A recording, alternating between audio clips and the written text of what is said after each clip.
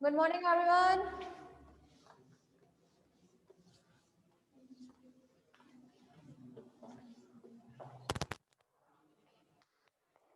अभिषेक, अंकित, आप, Yatendra, Lokendra Kumar, okay. Actually तुम लोगों का नाम मेरे लिए पूरा फेस है। चलें फिर फर्स्ट ईयर बात कर लेते हैं अब हम। मैम प्लीज आप मेरा वो निकाल दीजिए। Thank you.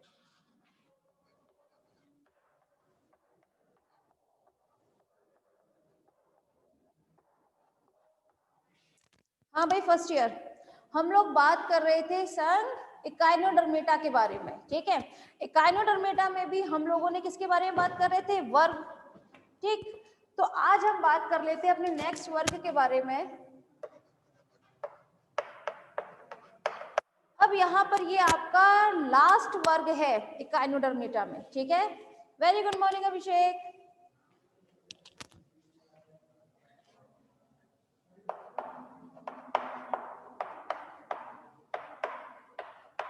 क्रेनोइडिया, ठीक है। जब हम बात करते हैं वर्ग क्रेनोइडिया के बारे में तो इसके सदस्यों के लक्षण जो है, एक तो इसमें मुख व गुदा दोनों सतह पर उपस्थित होती है। कहां पर होती हैं? सतह पर, मतलब इसका जो सरफेस होगा वहां पर इसका माउथ भी प्रेजेंट होगा और साथ में इसका एनस। ये दोनों ही चीज से कहां प्रेजेंट होंगी? जो सरफेस होता है इसका सतह पर ही प्रेजेंट होती है। ये तो आप जानते ही हैं भाई, काइनोडर्मेटा की अगर हम बात करते हैं तो इसमें जो शरीर के चारों तरफ इसमें काफी भुजाएं निकली रहती हैं, है ना। तो इनमें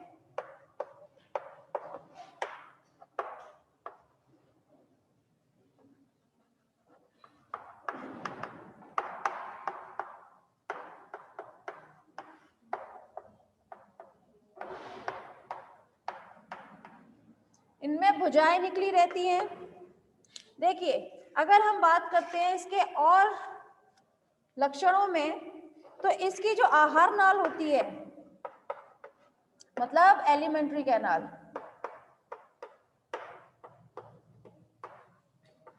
वो वी आकार की होती है।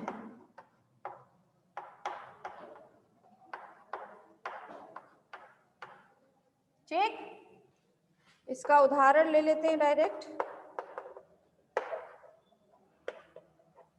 एंटीडॉन, ठीक। इसमें क्या आएंगे? एंटीडॉन आएंगे। भाई एंटीडॉन शायद आप लोगों ने नहीं देखा होगा, तो इसे आप लोग गूगल पर सर्च कर लीजिएगा कि एंटीडॉन किस तरह से दिखता है, ठीक है ना। तो एंटीडॉन, एक तो पहली बात ये थोड़ा इंपॉर्टेंट होता है आपके में, शायद मैंने यहाँ की लैब देखी नहीं है, लेकिन जहां तक है ये आप लोगों की लैब में जरूर होगा। तो आप लोगों के स्पेसिमेंस के तौर पर जब आप एंटीडॉन देखते हैं तब आप इन सब चीजों को जरूर देखिएगा। उसमें जो कैरेक्टर्स आप लोगों को बताए जा रहे हैं आप लोग स्पेसिमेंस में जरूर देखिएगा, ठीक है क्लास। तो यहाँ कंप्लीट होता है आपका संघ इकाइनोडर्मेटा, ठीक। कैसे गया?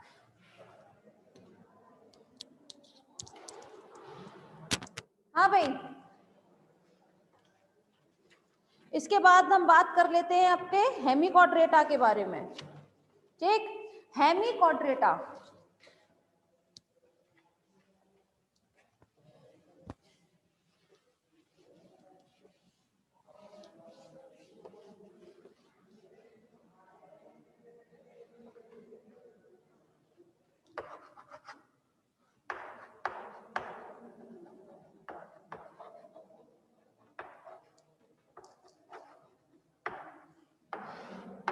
हेमिक्वाड्रेटा, पहली बात तो ये,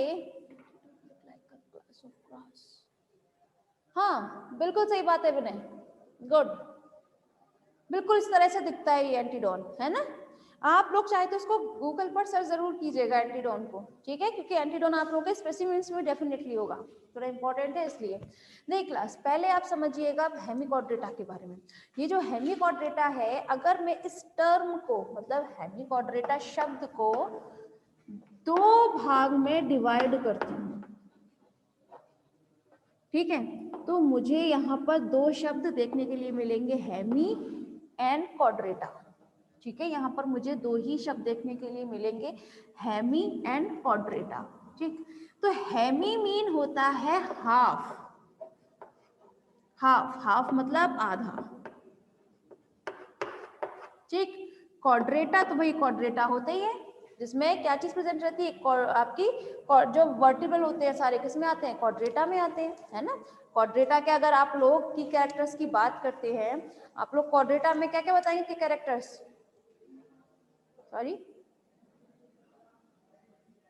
क्वाड्रेटा के भाई मुझे की कैरेक्टर्स बताएं आप, कोई बता सकता है? ना, देखो जब हम बात करें क्वाड्रेटा की तो पहली बात इसमें वर्टिब्रल कॉलम प्रेजेंट रहती है, ठीक है ना। एंड सेकंड बात, जब हम इसकी बात करते हैं की कैरेक्टर्स, कुंजी लक्षण की अगर हम बात करते हैं तो क्वाड्रेटा में टोटल 3 आते हैं, ठीक है ना। 3 लक्षण इसमें देखने के लिए मिलेंगे, जो आप लोगों को क्वाड्रेटा जब बताया जाएगा ना तब आप सीखिएगा कि क्वाड्रेटा में पहले तो होता है नोटोकॉर्ड, वो प्रेजेंट होती है, नर्व कॉर्ड,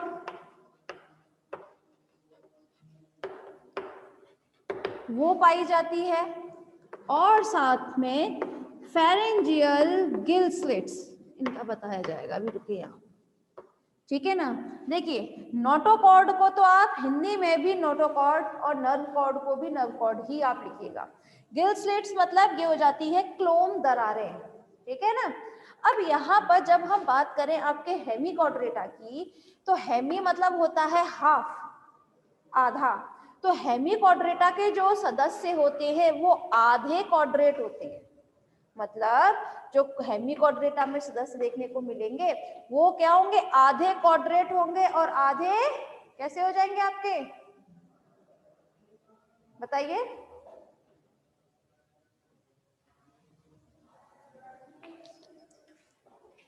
बताइए आप, अरे भैया आप लोग जानते हैं ना वर्टिब्रेट एंड इनवर्टिब्रेट, कशेरुकी एंड अकशेरुकी, सॉरी हिंदी में, मैं हिंदी में थोड़ा कंफ्यूज हो जाती हूँ, ठीक है। तो यहाँ पर जब हम बात करते हैं आपके किसकी, हेमी क्वाड्रेटा की, तो हेमी क्वाड्रेटा के जो सदस्य होते हैं वो आधे क्वाड्रेट में आते हैं, ठीक है ना। ये कशेरुकी और अकशेरुकी की बीच की कड़ी माने जाते हैं हेमी क्वाड्रेटा के सदस्य। अब क्लियर है, ठीक है ना। अब हम बात कर लेते हैं क्वाड्रेटा के बारे में। तो क्वाड्रेटा में 3 लक्षण देखने के लिए मिलेंगे, एक तो इसमें नोटोकॉर्ड पाई जाती है, नर्व कॉर्ड पाई जाती है, और गिल स्लिट्स पाई जाती है, ठीक है ना। ये क्या है, पोस्ट एनुअल टेल, विनय मुझे समझ नहीं आया बेटा आपका ये मतलब क्या है, ठीक है। तो इसमें ये 3 आप लोगों को देखने के लिए मिलते हैं क्वाड्रेटा में लक्षण, ठीक है ना। जब भी आप लोगों को क्वाड्रेटा के आपसे कोई भी पूछता है कि कैरेक्टर्स, आपको ये 3 ही बताने हैं, ठीक है। अब हम बात करें अगर हेमी क्वाड्रेटा के बारे में, तो हेमी क्वाड्रेटा की किसी भी अवस्था में, चाहे वो उसकी लार्वा अवस्था हो, चाहे उसकी एडल्ट अवस्था हो, वयस्क अवस्था, उसमें से ये 3 कैरेक्टर्स कभी ना कभी मौजूद जरूर होते हैं, ठीक है ना। ये 3 कैरेक्टर्स जो आप देख रहे हैं वो हेमी क्वाड्रेटा के सदस्यों में कभी ना कभी तो प्रेजेंट रहते हैं, चाहे वो इसकी लार्वा अवस्था ही क्यों ना हो। जनरली हेमी क्वाड्रेटा में ये लक्षण जो है वो लार्वा अवस्था तक ही पाए जाते हैं, उसका जैसे जैसे वो क्या होता जाता है, वयस्क बदलता है, वैसे वैसे ये लक्षण जो है क्वाड्रेटा के वो धीरे धीरे गायब होने लगते हैं। तो वो कैसा हो जाता है, आपका एक तरीके से अकशेरुकी में बदल जाएगा, ठीक है ना। इसीलिए कहते हैं कि ये जो आपका हेमी क्वाड्रेटा है वो आपका कशेरुकी व अकशेरुकी के बीच की कड़ी है, ठीक है। ये कैसे बिल बना के रहता है, यू आकार का बिल बना के रहता है, बैलेंस प्रोसेस आता है इसमें, है ना। तो चलिए बात कर लेते हैं इसके लक्षणों की फिर क्लास।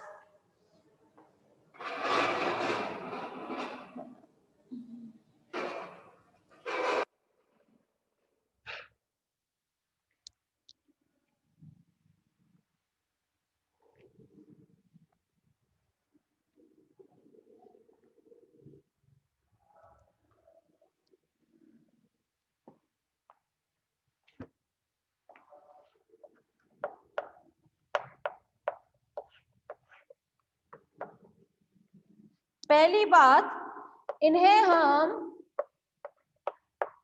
एकॉर्न कृमि के नाम से जानते हैं। किस नाम से जानते हैं? एकॉर्न कृमि के नाम से जाना जाता है।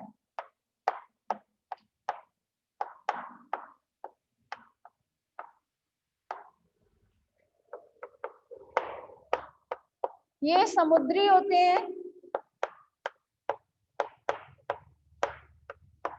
थोड़ी देर पहले बताया था,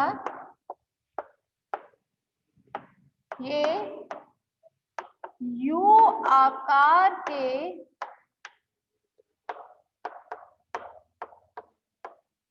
बिल बनाकर निवास करते हैं।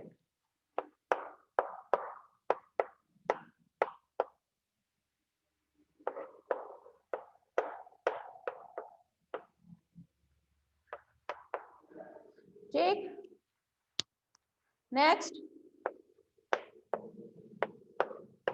इनका शरीर बेलनाकार होता है। कैसा होता है? बेलनाकार होता है। अब एक सेकंड रुकते हैं हम लोग। हेमिकॉर्डेटा का शायद आपने कोई भी एनिमल नहीं देखा है। One more character, post general tale. किसकी बता रहे हैं आप? अच्छा, कॉर्डेटा की बता रहे हैं आप विनय? ये पोस्ट लिखा है ना आपने, और ये जो आपने एब्रीविएशन बनाया है ये एनल में बना दिया है ना, जो गलत है, इसीलिए थोड़ा समझ नहीं आया। पोस्टीरियर एनल टेल के बारे में बात कर रहे हैं आप, है ना? यस, सॉरी, इसीलिए समझ में नहीं आया मुझे। पोस्ट समझ में आया था, पोस्ट, और फिर एनल के बाद में तुमने एब्रीविएशन उसका बना दिया था एनल का, इसलिए। चलिए कोई बात नहीं, एक डायग्राम देखते हैं क्लास।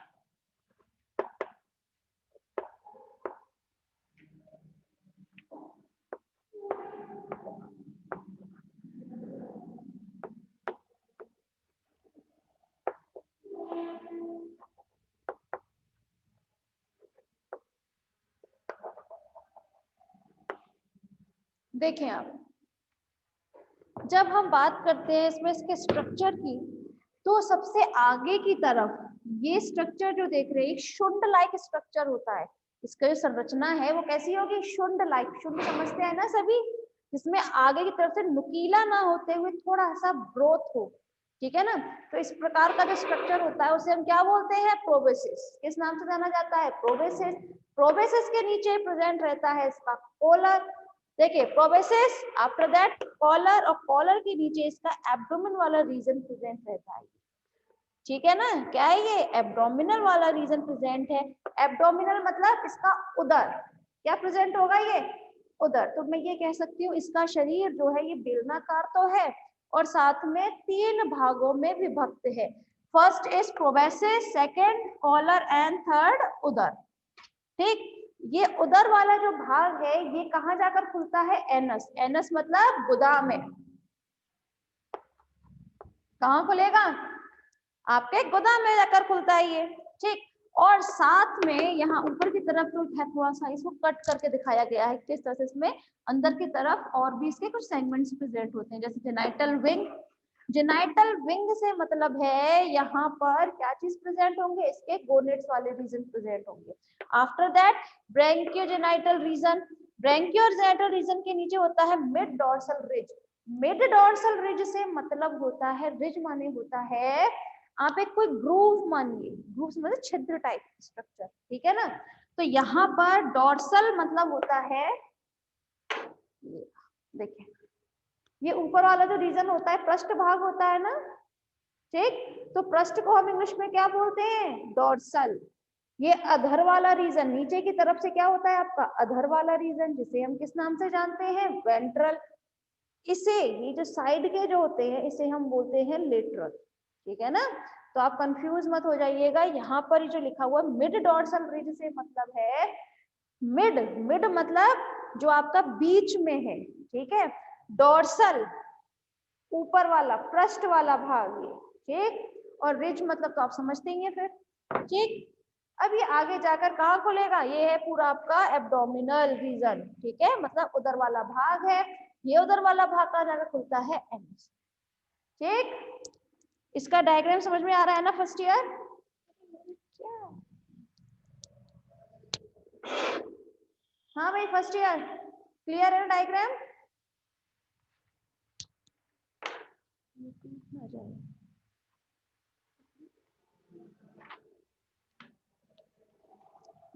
हाँ भाई आप सभी से आप भी जवाब दे सकते हैं, फर्स्ट ईयर के यहाँ सब भी। लोकेंद्र आज तो आप शायद फर्स्ट टाइम आए हैं ना? हाँ फिर समझ में आ रहा है कुछ? आपके आते ही एक नया टॉपिक स्टार्ट हो गया हेमिक्वाड्रेटा, जो आपने अभी तक एक बार भी शायद नहीं स्टडी किया होगा, 12th में तो होता भी नहीं है। होता है क्या? क्योंकि 12th क्लास का मुझे इतना याद नहीं, मैंने 12th क्लास कभी नहीं पढ़ाई, पता है? था? यस या नो? हाँ, अच्छा गुड। चलिए फिर, इसका शरीर बेलनाकार होता है, वह 3 भागों में विभक्त होता है, प्रोबेसिस, कॉलर व उदर, एब्डोमिनल रीजन में, ठीक। इसका नेक्स्ट लेक्चर देखते हैं फिर हम। ये ट्रिप्लोब्लास्टिक होते हैं। कैसे होते हैं? ट्रिप्लोब्लास्टिक। ट्रिप्लोब्लास्टिक मतलब लोकेंद्र, ट्रिप्लोब्लास्टिक मतलब त्रिकोरिकीय। Ankit I know, you know it. हाँ भाई अंकित आई नो, अभिषेक आप भी जानते हैं, विनय आप सब तो खैर जितने भी, रोहन वगैरह सब लोग जानते हैं, जितने भी स्टूडेंट्स मेरी ऑनलाइन क्लास लेते हैं मोस्टली उन्हें पता है ये टर्म, सभी को जानते हैं ये। हाँ भाई आप 3 जनन स्तर पाए जाते हैं, एक्टोडर्म, एंडोडर्म एंड मेसोडर्म, ठीक। अब मत कंफ्यूज हो जाइएगा। ट्रिप्लोब्लास्टिक के बाद ये होते हैं ड्यूटेरोस्टोम। चलिए बताइए इसका मतलब, ड्यूटेरोस्टोम का मतलब कौन बताएगा?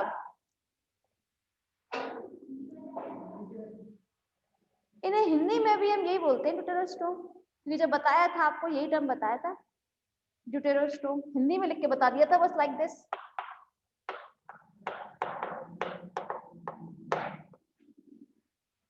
अब बता दीजिए आप इसका हिंदी वर्जन के बाद। हाँ भाई फर्स्ट ईयर ऑनलाइन बताइए जरा, क्योंकि ये टर्म कभी कभी सुनने में आता है एक्चुअली आप लोगों को, इसीलिए आप सब कंफ्यूज हो सकते हैं। ड्यूटेरोस्टोम किसी को नहीं पता? ऑनलाइन याद नहीं आ रहा, चलिए कोई बात नहीं है, हम याद दिला देते हैं आपको ड्यूटेरोस्टोम का मतलब।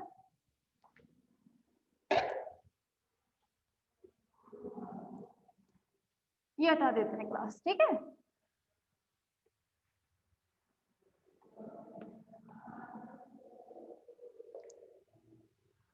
इस टर्म को दोबारा लिखते हैं। ये कैसे होते हैं? Triploblastic and deuterostome.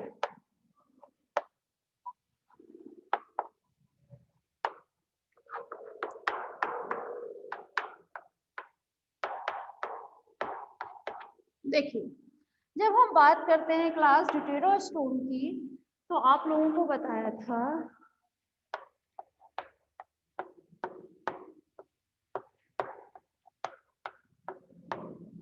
क्लीवेज के बाद क्या बनता है? ब्लास्टुला बन गया। चलिए, ठीक है। तो यहाँ पर ये जो आप गेंद लाइक स्ट्रक्चर देख रहे हैं, ये जो गेंद लाइक क्या है, एक संरचना जो है, ये है आपकी ब्लास्टुला। तो जब ब्लास्टुला का निर्माण होता है, तो ये ब्लास्टुला के निर्माण के बाद ये एक तरफ ये शिफ्ट होता है। इस तरह से मैं अगर इसको एक तरफ से धक्का देती हूँ, तो ये यहाँ पर मुझे क्या संरचना देखने के लिए मिलेगी? ये द्विस्तरीय संरचना देखने के लिए मिलेगी। ये मिल जाएगी ना। एक तो ये वाली हो जाएगी, एक मैंने इसको और शिफ्ट कर दिया, समझिएगा। मैम छोटी चॉक नहीं है, कहाँ गई सारी छोटी चॉक? फेंक दी।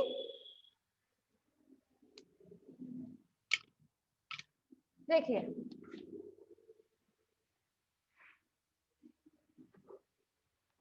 आधा डायग्राम मैं इसको डार्क से शो करती हूँ, ठीक है। अब इसे मैंने इस वाली ये जो झिल्ली आप देख रहे हैं, इसको अंदर की तरफ दबाया जाए तो ये किस तरह से दिखेगा मुझे? देखिए, इस तरह से, ठीक है। ये वाली तो ये है ही है, और ये वाली अंदर की तरफ दबा दी गई, ठीक है। तो मुझे ये संरचना जो है वो द्विस्तरीय देखने के लिए मिली है। द्विस्तरीय मतलब इसमें दो स्तर बन गए हैं अब, ठीक है। ये दो स्तर बनने के बाद ये यहाँ पर एंटेरोस्टोम बनाती है। क्या बनाती है? एंटेरोस्टोम, मतलब एक गुहा का निर्माण करती है, और उस गुहा को हम बोलते हैं एंटेरोस्टोम, मतलब आद्रांत उसको हम हिंदी में बोलते हैं। ये आद्रांत के बाहर की तरफ इसका मुख जो बंद करता है उसे हम बोलते हैं ब्लास्टोपोर। क्या बोला जाता है? ब्लास्टोपोर के नाम से इसे हम जानते हैं। अब सारी कहानी जो है वो ब्लास्टोपोर के बाद शुरू होती है।